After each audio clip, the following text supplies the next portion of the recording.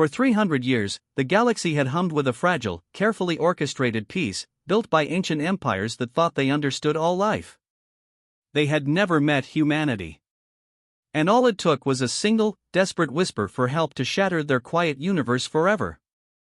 The Kathari, with their gleaming fleets and ironclad honor, controlled the stellar frontier, certain of their supremacy. The Vorak, living crystals of pure intellect, wove intricate webs of trade across the cosmos, prioritizing profit above all else. And at the galactic core, the silent, terrifying Hive Collective, billions of minds merged into one, enforced an unforgiving order. These great powers had carved up the stars, each a colossus, yet none dared truly challenge the others. Their peace was a tense, profitable stalemate, a delicate dance of power where rigid rules and ancient traditions held sway. Then there were the humans. Distant. Unremarkable. Primitive, alien scouts had reported, prone to violence, obsessed with their insignificant rock. They just stumbled into interstellar travel, a curiosity, a blip in the vast, ancient order. The galaxy laughed them off. A fatal mistake. On the bridge of the UES Vengeance, Captain Jake Morrison stood like a sentinel, his gaze fixed on the swirling tapestry of stars. 45 years of hard-won wisdom lined his face, cold blue eyes that had seen too much war on Mars, yet still held an unyielding spark. His ship, the Vengeance, wasn't elegant. It was a 2-kilometer monument to human stubbornness, thick-armored, bristling with brutal weaponry, built to survive, to endure. Unlike the alien star dancers, humanity built fortresses that flew, ugly as sin but twice as tough. His crew, 12,000 souls, were the best Earth had to offer. Each knew, deep in their bones, that this wasn't just a patrol.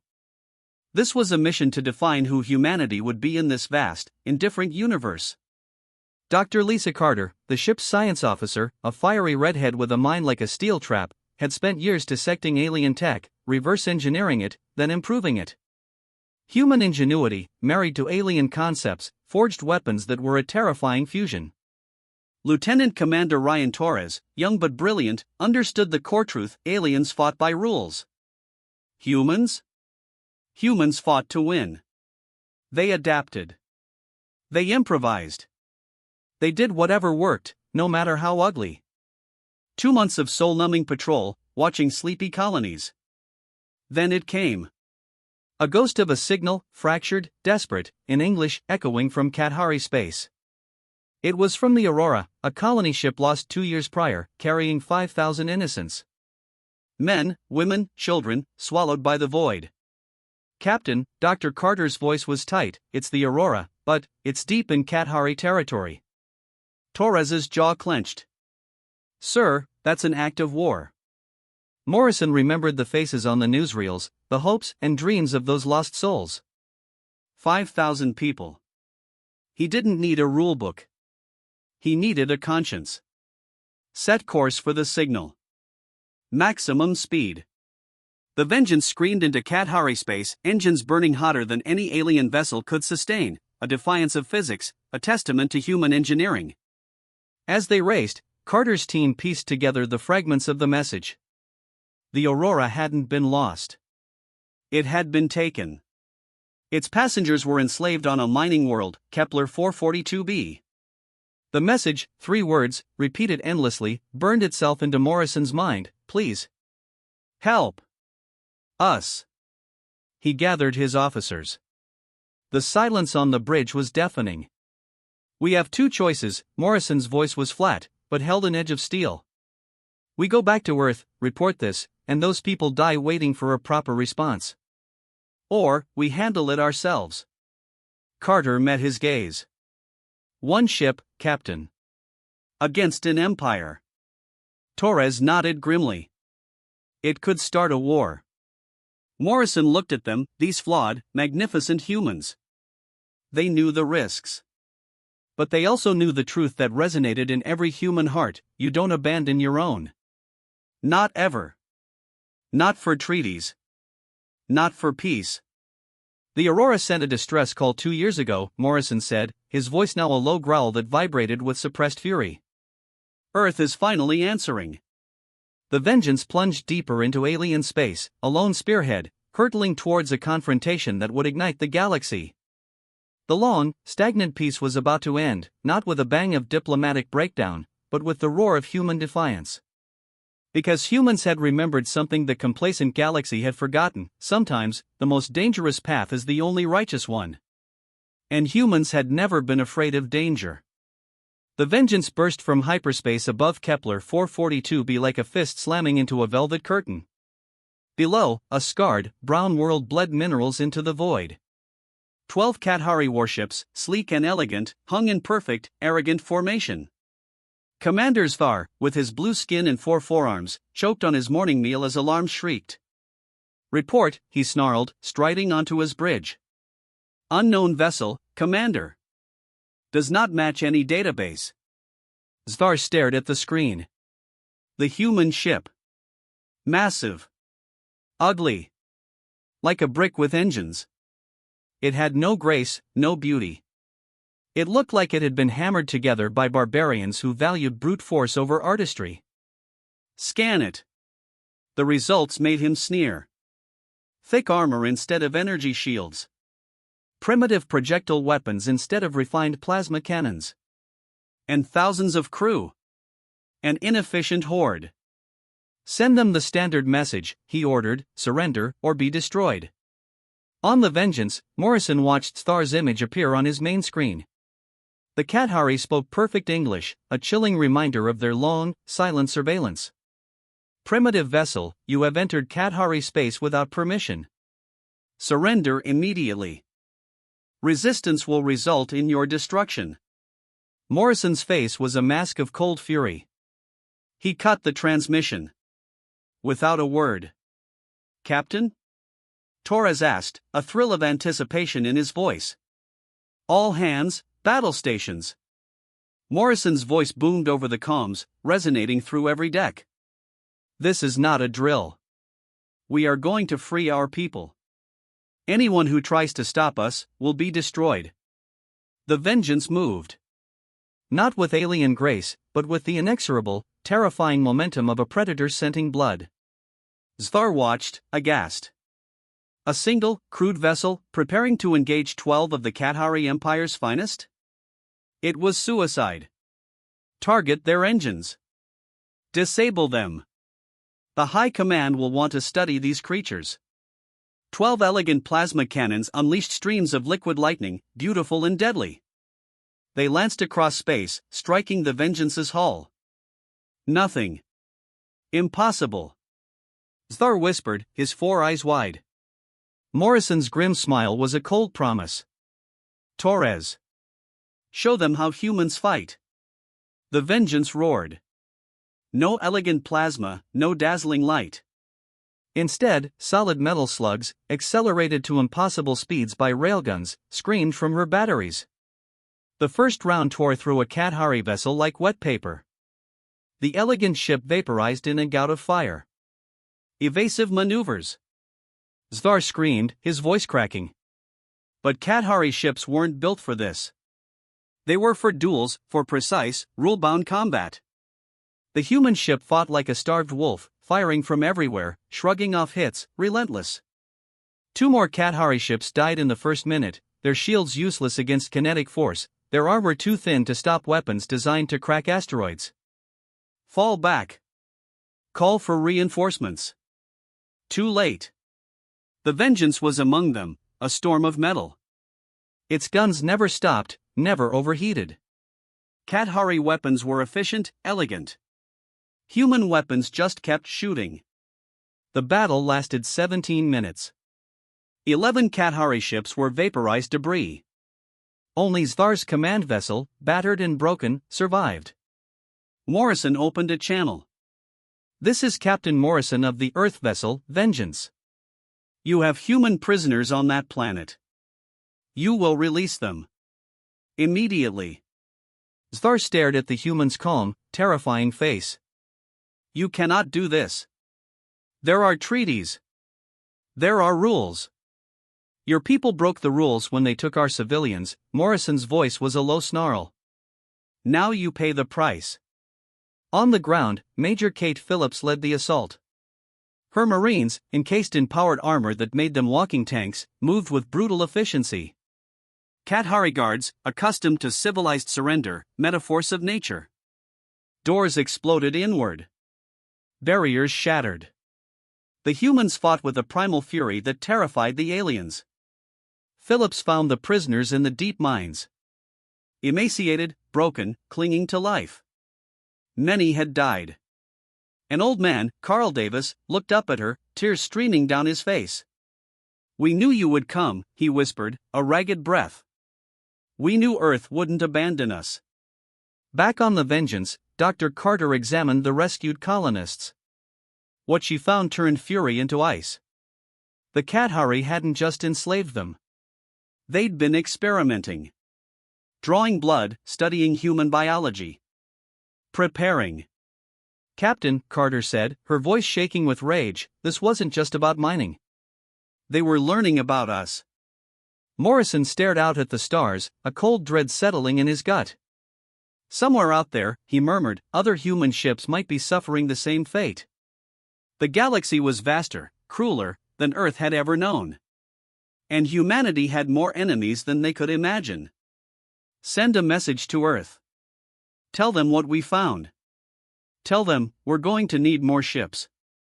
The Vengeance departed Kepler 442b, leaving ruin in its wake. The Kathari Empire had learned humans weren't primitive. But they had no idea how much worse things were about to become. News of Kepler 442b ripped through the galaxy like a nova blast. 12 Kathari warships, destroyed by a single, primitive vessel? Impossible. Yet the wreckage floated there, a chilling monument. Emperor Vashitar, scarred veteran of 100 battles, paced his war council chamber.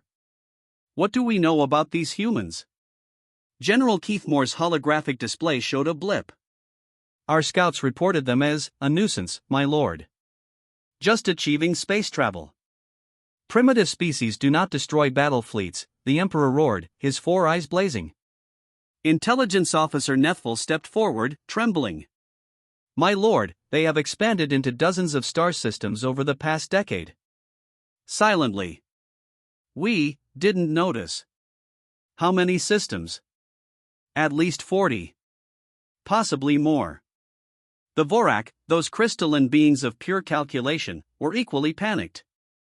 Ambassador Quelter pulsed with agitated light before the Federation Council. Their merchant vessels, crude as they seemed, were scouting missions. "They've been charting our trade lanes." The consensus was clear: humanity wasn't just a threat. They were an existential aberration. Even the Hive Collective, billions of minds working as one, processed the data with growing alarm. Humans used kinetic weapons, heavy armor. They preferred direct confrontation. And a single ship had fought an entire fleet alone. Unheard of. Civilized races fought with formations, with strategy, with retreat plans. Humans seemed to believe one ship could take on anything and win. The galaxy was realizing, with dawning horror, that humanity simply did not play by its rules.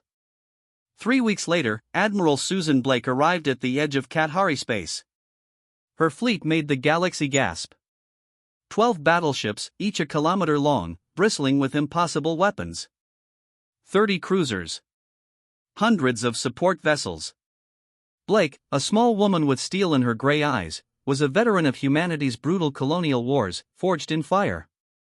She faced the largest alien armada ever assembled, 300 Kathari ships, joined by shimmering Vorak crystal vessels, and the terrifying, organic bioships of the Hive. Blake stood on the bridge of the UES Retribution, surveying the enemy. Any sane commander would have retreated. Blake was not sane. She was human. "Open a channel to the Kathari fleet," she ordered, her voice calm. Emperor Vashitar appeared, resplendent in golden armor, surrounded by his alien allies. A defiant display of unity. "I am Admiral Blake of the Earth Defense Force," she stated, her voice cutting through the silence. "You have kidnapped and enslaved human civilians. Return them immediately, along with compensation for their suffering. You have 1 hour to comply." The Emperor laughed. A harsh, grating sound. Admiral, you face the combined might of 3 galactic powers. You have 12 ships. We have over 300. Surrender now, and we will be merciful. Blake's smile was colder than the void itself. Emperor, you clearly do not understand who you are dealing with. Let me educate you. The Battle of the Zirian Nebula began when Blake cut the transmission and roared, "Attack!" The human fleet shattered, vanishing into the nebula's radiation-choked clouds. The aliens expected an open-field brawl. They got a nightmare. Commander Alex Hunter, captain of the Retribution, led the first strike. His ship materialized from the nebula like a wraith, unleashed a volley of missiles that tore through a Kathari cruiser, and disappeared again before the aliens could react. The cruiser exploded. Suddenly, the alien fleet was shooting at shadows, their sensors blinded by the nebula's unique properties, their formations disintegrating into chaos. The Kathari had planned for a civilized battle. Humans gave them guerrilla warfare in space. Then came Captain Monica Davis of the UES Devastator. Her ship, surrounded by 5 alien vessels, was battered, shields failing, Kathari boarding parties cutting through her hull. Any sensible commander would have surrendered. Davis was not sensible. She was furious. "All hands, abandon ship," she screamed, then turned to her navigation officer. "Set collision course for their flagship. Maximum speed." "Captain, the crew isn't clear yet," the officer protested, horrified. "Then they better hurry." Davis snapped, her eyes burning with defiance. The Devastator, a broken, blazing hulk, slammed into the Kathari command ship. At the moment of impact, Davis triggered the self-destruct. The resulting explosion vaporized both vessels, and 4 others nearby. The alien fleet watched, stunned. A commander who would die rather than surrender? A crew who would follow such an order? It defied every logical principle they knew. Dr. Ben Parker, the human fleet science officer, monitored alien comms. "Admiral Blake," he reported, a strange awe in his voice, "the aliens, they're broadcasting on all frequencies. They keep saying, they are insane. They cannot understand why we fight when the odds are hopeless." Blake watched another human ship ram an alien cruiser. "That, Doctor," she said, a grim satisfaction in her tone, "is why we will win. They fight to achieve victory. We fight because our people need us to fight." The battle raged for 6 brutal hours. 200 alien ships were destroyed or disabled. Humanity lost only 4, but every surviving vessel was a testament to their ferocity. The alien alliance retreated, not in defeat, but in sheer, bewildered horror. Emperor Vashitar's message echoed across the galaxy: "These humans are not merely another species to be conquered. They are a threat to the natural order of civilization itself." The galaxy's 3 greatest powers began preparing for total war. The Zephyrian Council had not convened in 50 years. Now, in the Grand Hall on Sanctuary Prime, every seat was filled. Ambassador Kretel of the Vorak, his crystal body pulsing with anxious light, addressed the assembly. "We face a threat unlike any in our recorded history. These humans do not follow the accepted rules of civilized warfare. They do not seek negotiation when faced with superior numbers. They do not surrender when defeat is certain." Murmurs rippled through the delegates. They'd all heard of the Zirian Nebula. They'd all heard of Captain Davis. General Yethkar of the Kathari, his blue skin pale, slammed a fist on his podium. "They are expanding across our galaxy like a plague. 60 systems. They moved for decades while we ignored them." The Queen voice of the Hive Collective, speaking through a translator, delivered its cold, terrible logic. "Analysis indicates humans evolved on a death world. Their entire species developed through constant warfare. They know no other way to exist." Ambassador Thelmar of the peaceful Reelian Commonwealth raised a tentacle. "Surely we can reason with them?" Kretel projected holographic images of Kepler 442b and Zirian Nebula. Ships ripped apart. Alien crews who surrendered, only to be ignored as humans pressed their attack. "They sent us an ambassador," Kretel said, his voice tinged with unease. "Colonel Gary Mitchell. He arrived yesterday under a flag of truce. Colonel Mitchell, tall, graying, with calm, unwavering eyes, walked into the hall. Behind him, Major and Foster and Dr. Kevin Walsh. They were three humans against a hall filled with hundreds of alien species, all staring with fear, anger, or morbid curiosity. Honored delegates, Mitchell began, his voice clear and resonating, I come here to prevent a war that will destroy millions of lives, on all sides. You speak of preventing war, Emperor Vashatar snarled, while your fleets burn our ships and conquer our worlds? Mitchell's expression didn't flicker. Your Majesty, we have conquered no worlds. We have established colonies on uninhabited planets and defended our people when they were attacked. Every human military action has been in response to aggression against our civilians. You enslaved our people first, Major Foster added quietly, her voice ringing with quiet indignation. The Aurora's passengers were taken, forced to work your mines.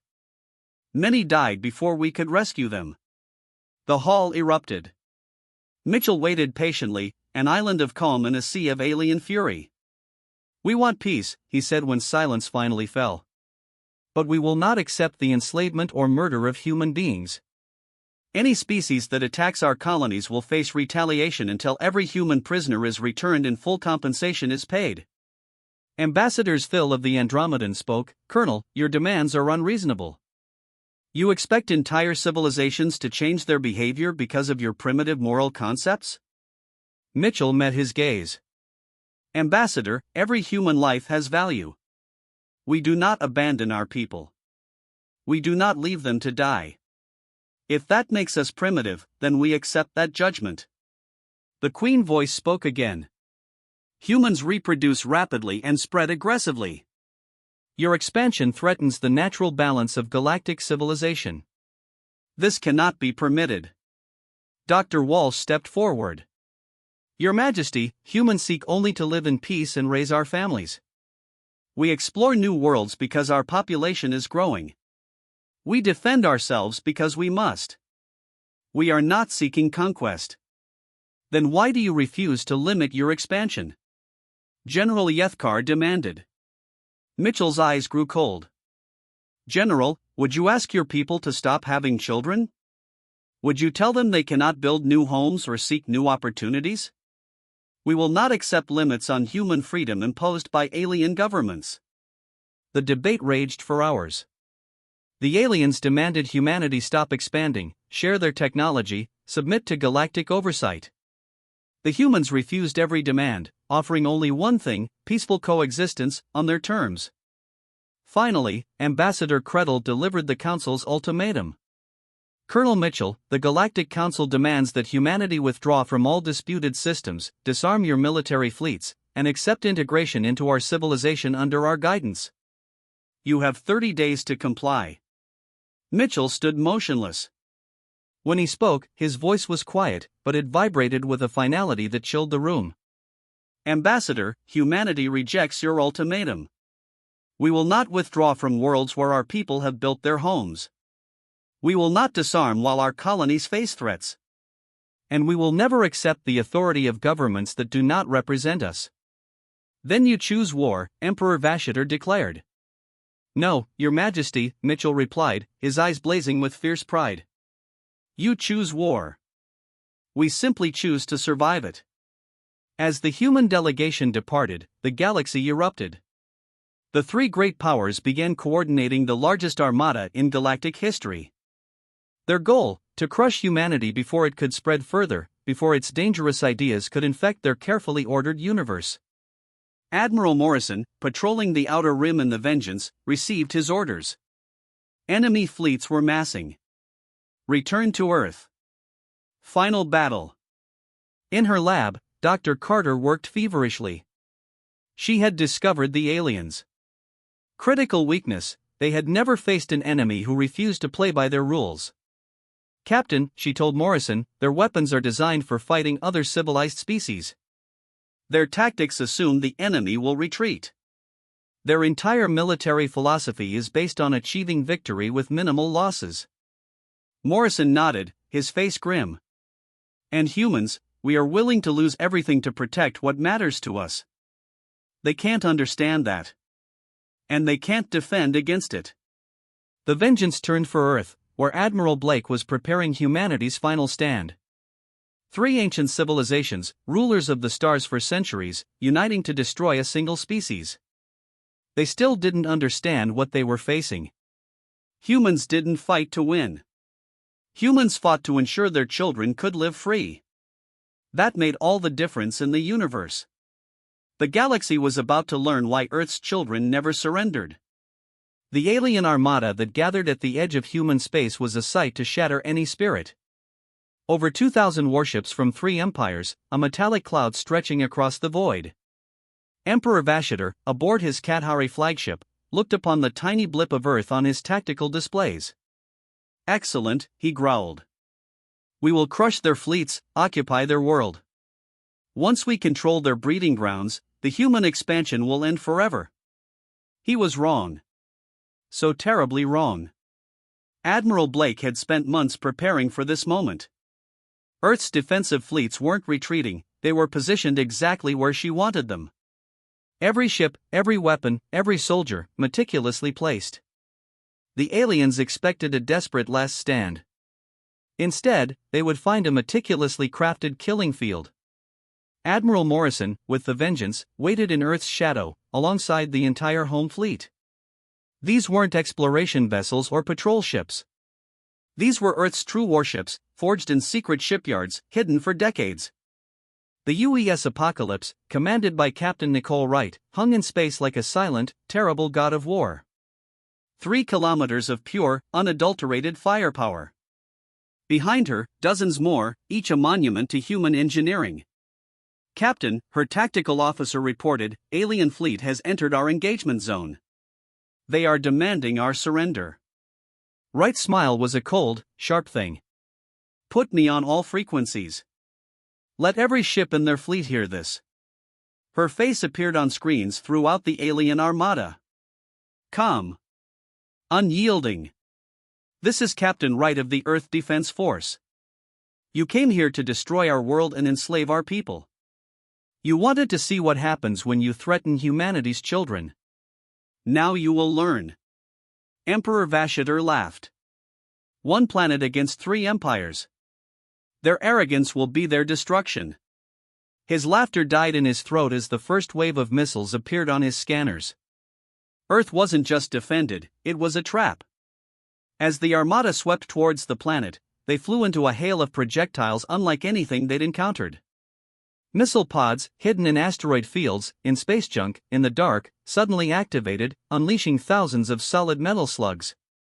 No elegant energy beams, just brutal, kinetic force that punched through alien armor like paper. Commander Zthal of the Kathari Second Fleet watched in horror as his ships died around him. Weapons hidden everywhere.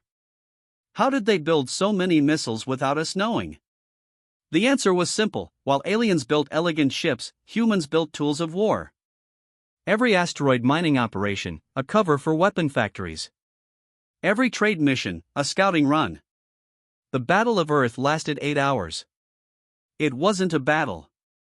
It was a methodical, systematic destruction. Captain Monica Stevens of the UES Retribution led a squadron of destroyers against the Vorak crystal ships, their grace shattered by human railguns designed to crack open moons. Meanwhile, Major Dan Cooper's Marines, encased in powered armor, carved through hive biovessels. "These bugs think in swarms," Cooper roared to his troops. "Break their formations, and they can't adapt." The Marines tore through organic armor, incinerating the nerve clusters that controlled the alien ships. Dr. Carter, in Earth's command center, monitored the alien comms. "Admiral Blake," she reported, her voice hushed, "they're broadcasting on all frequencies. They're calling us monsters, demons, creatures that shouldn't exist."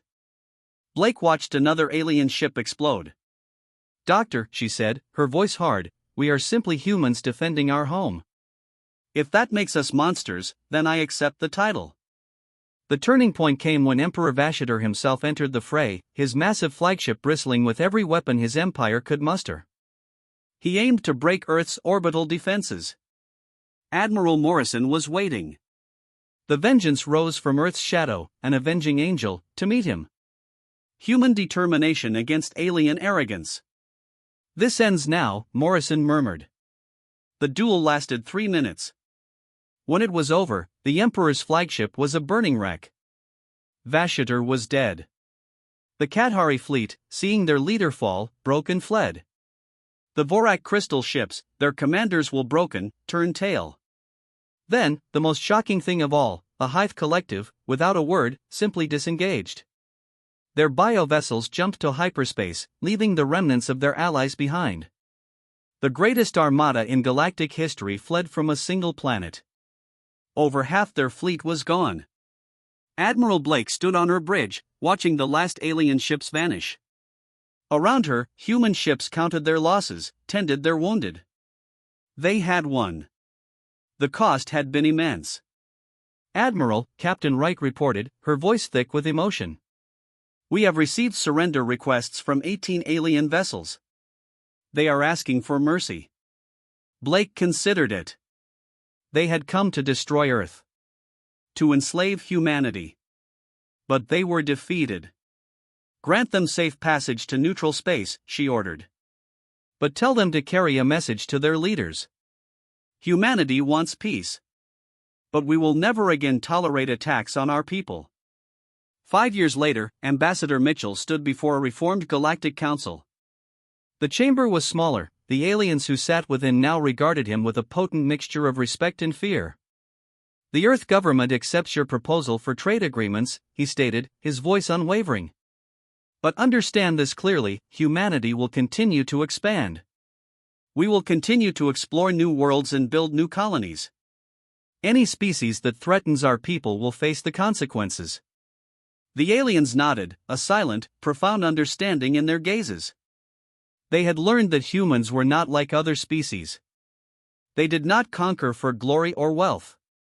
They simply, fiercely, utterly refused to be conquered by anyone else. In the Outer Rim, the Vengeance continued its patrol. Admiral Morrison still commanded the ship that had started it all, a battleship of Earth, ever vigilant. A silent, potent reminder to the galaxy that humanity's children were protected by those who would learn to make the darkness their ally. The galaxy had once screamed in terror when Earth's ships arrived. Now, it merely whispered in respect when human vessels passed by.